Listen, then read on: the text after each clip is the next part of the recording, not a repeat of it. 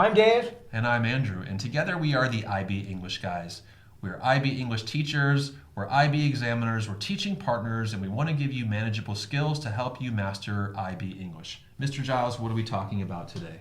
Today we're going to talk about advertisements. They're great non-literary text to explore. It's quite fun, and we're going to deconstruct an advertisement and give you a great mnemonic to help you deconstruct an ad. I like that. And advertisements are very important for our course. They are ubiquitous. We see them everywhere, Mr. Giles, and advertisers are constantly trying to grab our attention and cut through the clutter. That's right. They're also selling a product. They want to sell something and they want to get us to buy it. Yeah, and through these multimodal texts, which of course means they have both text and visuals, we see them trying to pull at our heartstrings and try to elicit an emotional response from the viewer. That's great. They're also a time capsule. When we look at an advertisement, we're looking at a certain place and time. We want to think about that. How does it reflect that time period and that place? Lastly, we have had so much fun with advertisements, and our students have as well. We've looked at various ad campaigns. They're fun, they're creative, and they really do provide a window into different cultures and contexts, okay? That's right. There is a lot to talk about though, so luckily my friend has made a mnemonic device for you. Mr. Giles, take it away. So yes, we have 8 ways that we can deconstruct an ad, so we've created a simple mnemonic to help you remember it. So it is, please call Aunt Vera to eat Vietnamese spring rolls. Please call Aunt Vera to eat Vietnamese spring rolls. He's got it. All right, I like that. Giles, what's the P stand for? Well, before we even do that, let's take a quick pause. Look down at the ad down there. You'll see an ad from Procter & Gamble with a Tide laundry detergent. Take 30 seconds, read the ad, and we'll see you right back. Watch the ad. Very good. Okay, welcome back. Now that you've looked at the ad, we want to look at our mnemonic device. Please call Aunt Vera to eat Vietnamese spring roll. The P stands for product. Mr. Giles, this is obviously an advertisement for Tide laundry detergent with Downy softener, mind you, okay? That's right. Laundry detergent is a product that we see domestically in households globally. This is something that men and women use. Everybody has to have clean clothes, so that it seems like it's a pretty wide target audience that they're looking at. What do we know about the context here? Right, C is context. Context is time and place. This is 2004.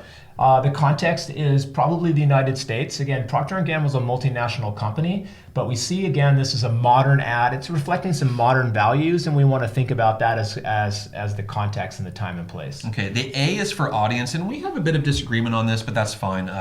For me, the audience of this ad could be men, and sort of reminding men that it is their responsibility to take care and help out with some of the domestic responsibilities in the household. Men can be doing laundry as well. For you? And I think also it could be marketed towards women because it's again sharing that message about family and comfort, and I think those are things that, so we're probably both right, is that it's really the audience is they're trying to promote the idea that this is for both men and women.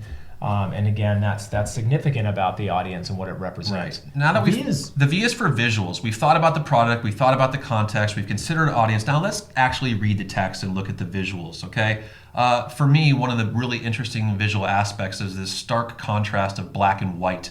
There's very little color on the ad whatsoever, except for the product itself. So for me, the ad, the product being colorful sort of stands out a bit, but they really want your focus to be on that black and white aspect, which you can see through the size differentiation. That's right. I also think the framing of the photograph is very interesting. The perspective of the camera, the way it's looking in that open window. And this to me is very important because if you're taking a nap in front of an open window, it maybe is a summer afternoon, it shows comfort and safety. And I thought that was a really interesting visual detail that I would talk about. Yeah, I always look at body positioning and body posture in ads as well, and we notice that this little boy is sort of clinging, and hugging his father in a very loving moment. The father is obviously very much at peace, very much at ease. He looks very relaxed, sort of looking off and dozing off into the distance. It's just a very, very soft, loving feel in this image. Yeah, that's great. And I think that again, going back to your idea about color contrast, the white T-shirt, the white pillow. Again, this is laundry soap. It's trying to show that it's going to clean things, and it sort of has that sort of projects that idea about cleanliness that they're trying to convey and about their product. All right, now that we've looked at sort of the visual aspect, because this is a multimodal text that does have language as well, we have to go in and look at the actual words on the page. Mr. Giles, what are some words that jump out at you immediately? Yeah, I just see that idea of cuddle, softness, and freshness. And again, this relates right to the image, so that the text and image, there's an interplay between them. And again, this connotes this idea of comfort and family and love that the ad is trying to show us. I can't help but notice the word new. The word new is typically something that's very enticing to consumers. We want the latest product with all the latest bells and whistles, and this is the new Tide with Downy. So this is something a little bit different than your old traditional Tide. Other words or phrases? Yeah, remember, advertisements have slogans, and this whole slogan, works wonders, is, I think, really important right underneath the product. And again, not just the alliteration of works and wonders that we see, but also this idea that somehow that this laundry soap is somehow going to create some kind of miracle and work wonders on stains, but there's something a little more to it that I could infer there. Sure. Another last aspect I'd like to touch on is their clever use of font. If you look at the word Tide and Downy, that's actually the real font they use for those individual products. So even though they're actually selling a value message, they're still being true to their product, and Procter & Gamble has their product recognition through the use of font. That's great. We got 3 more things in our mnemonic. Remember, eat Vietnamese spring rolls. E stands for emotion. What emotions are conveyed here? I just feel emotions of peace and tranquility. I look at this advertisement and I feel very, very calm inside, Mr. Giles. I feel pleased, I feel calm, and I feel genuine happiness. How about you? Yeah, I think love and, again, tenderness, I think are obviously shown in this particular ad. All right. Do you want to get to the spring rolls? Yeah, let's do it. Spring rolls is tough, guys. Spring rolls. We gotta do values first. The value message. All right, the value message. Apologies, I'm hungry for those spring rolls. Mr. Giles, talk about the values. Yes, I mean, the value messages are so important with advertisements. Notice we waited a little bit to get to this because we want to think about the image and text first, but the value of family, the value of safety, these are things that they're trying to associate with their product. Yeah, very and important. I think maybe values such as love and perhaps equality, because when you think about the way genders have been portrayed historically, and they're saying, hey, we value gender equality. This can be for a man, or maybe we value equality in terms of people of color. This is a minority in the advertisement rather than the majority. So using people of color in the ad and showing gender role reversals, I think that really does indicate some really rich values. That's good. That's awesome about inclusion. We also want to think about the subtext. Now I get to my spring rolls. I'm hungry. Sorry. That's good. So am I. Spring rolls, this is the subtext. Subtext is the meaning behind the text, reading between the lines.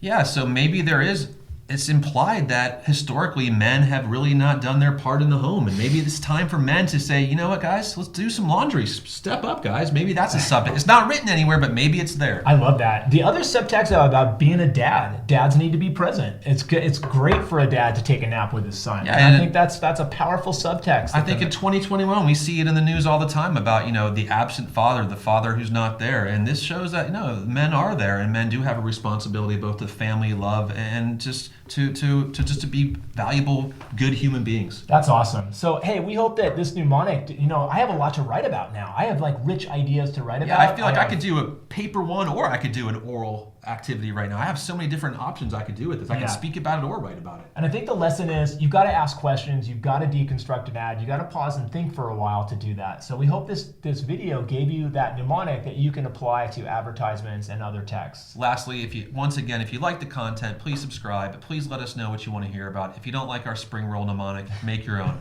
Have a great day, everybody. All right. Bye, guys.